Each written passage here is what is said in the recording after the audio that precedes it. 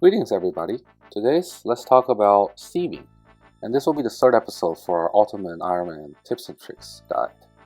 So to start it off, thieving, most people start thieving min and then they go to hand members here and then RD Nights. That's where they get to 99. It's very AFK and it's decent money. If you get to 99 on RD Nights, you will have about 10 million GPs. But it's a very boring grind, and personally, I don't like it. I prefer to do stone chests, which I'm currently standing nearby one. And I'll explain to you why it's important to do stone chests on an Ultimate Ironman. They only require level 61 thieving to do, and when you do these, they respawn instantly. There's a chance you get kicked out, but if you do, you just run back. So to start it off, let's see how we get to the stone chests. The fastest way is the farming guild teleport.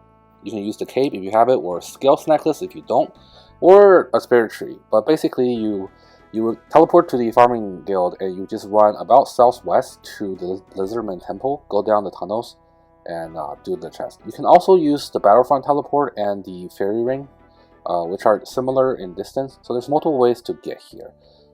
We can quickly kind of go through these. I'll start speeding up. Oh, here we go. That's where the temple is. We can come here. Next, we can try using the fairy rings, which takes us under Mount Karodrum for the Slayer Master. And then lastly, we could go Battlefront teleport. You saw where it was right there. And here we go. So now, let's actually talk about why you should do stone chests. The first one is medium clues. Normally people do eclectic implints. If you don't like this method, stone chests are a great source of medium clues. Personally, I got about 110 medium clues over the course of farming my 5,000 Lizardman teeth, which I'll talk about in a bit. So medium clues is number one. They're also very AFK. You can do it on your phone like this, see? You just zoom in and you just tap like that, tap, tap, tap, tap, tap. Yep. And now let's go to live footage of me talking about why stone chests are great in general. So you just spam click like this, yep, just like that, and you just, and if your thieving level is high, you won't really get teleported out. So that's really nice. What else? Let's talk about the loot. So you can see in my inventory most of the loot.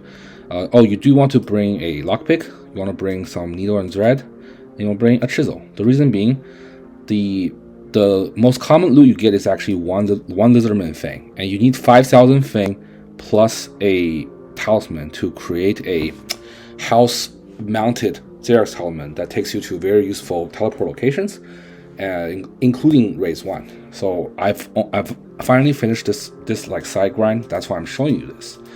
So yeah, and any duplicate Xerax talismans you get, you can just dismantle. I'm not going to dismantle this one, but if you dismantle it, it's 100 more Lizardman Fang. It does take a while to finish this grind, but it's one of the only ways besides killing the shamans for the all the teas. You can also do Chambers Xerax race 1 and get all your teas there, but preferably you have the teas before you do Chambers. And if you like grinding shamans, that is a pretty fast way to get the teas as well. But I feel like thieving, at least for me, I hate scaling. This forced me to go from level 76 thieving all the way to 83. Very cool. Okay, so the second drop that's very common is these fabrics. These are worth 22 experience each. So if we make a hat, that's 66 experience. But and the legs are 4 for 88. The helmet, the body is 5 for 110. Yeah, and these you just craft it and you just drop it. That's all you do. And then they also drop very commonly the sapphire. For these, I personally just cut it for 50 experience and I just drop it.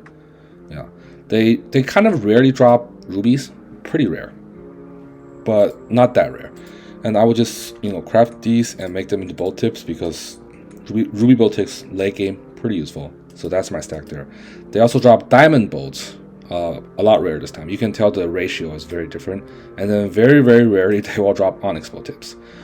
These you can attach to rune bolts. I don't have any right now, so I'm just gonna drop it. But these are actually worth 90k each. No, 9k each per alch if you attach it to rune bolts. I actually should have kept more of these because I do get rune bolts from Corp. So I'm actually gonna keep this one here. Yes. They also drop some good seeds. Like some runners, this is not a great way to farm seeds, but they do drop seeds. I got 3 here and a toe flax. I really want the toe flax. The runners I might just drop to the ground. I don't really even need it. So we need to pick her up because you cannot enter build mode with a pet.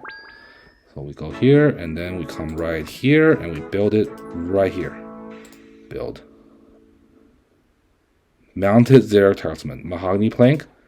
Gold leaf. Fangs. Inert. Let's do it.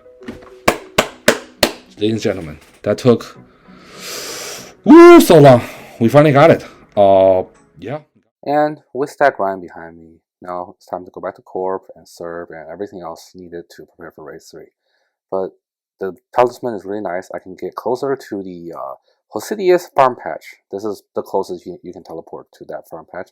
Very awesome. And then once I do race, I will be able to teleport to rates immediately when I get a stone tablet drop. That is all for today's episode. Thanks everyone for watching, and check out some of my other series, for example, bossing guides. Alright, bye.